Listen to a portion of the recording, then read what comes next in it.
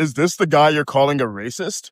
Me one thing that white people and black people have different biologically. Don't change the question of this. Like DNA-wise, we are different. No, we're not. That's a lie. It has been disproven. Front page of National Geographic 6 months ago. Racism created by society. Race is a social construct that I want to break out of. Hold up. He doesn't even believe in race.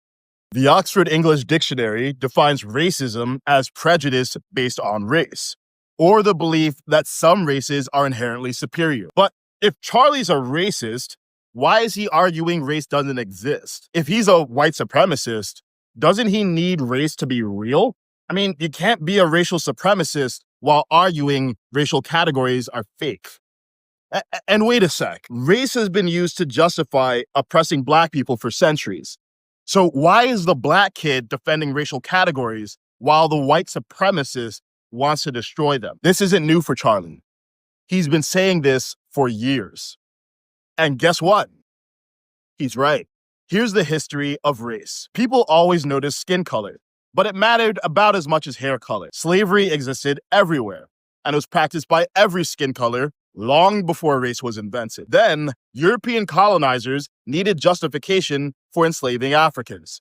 So, in the 1600s and 1700s, they invented racial hierarchy. The most influential framework came from Johann Blumenbach, a German doctor. He created the racial categories we still use today. Then, Georges Cuvier took Blumenbach's categories and ranked them, with white on top and black on the bottom. And racists ran with it. But here's the twist. Blumenbach never intended to create racial hierarchy. He was just trying to organize observable human characteristics, kind of like classifying plants. He believed we all have identical intellectual potential. He said differences came from environment and education, not biology, and those differences could evaporate over time. He was a devout Christian who believed we were all made equal.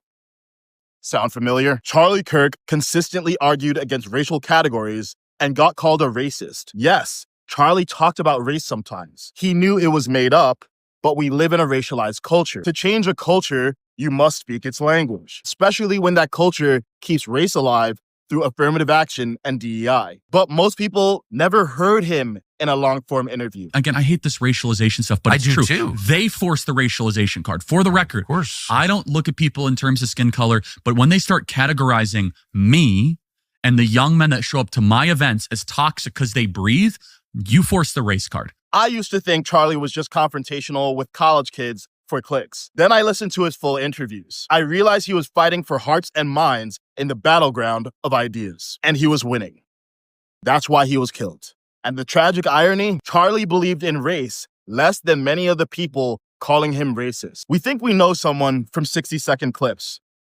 We mix news with entertainment and call ourselves informed. We judge strangers from echo chambers. And that's part of the tragedy.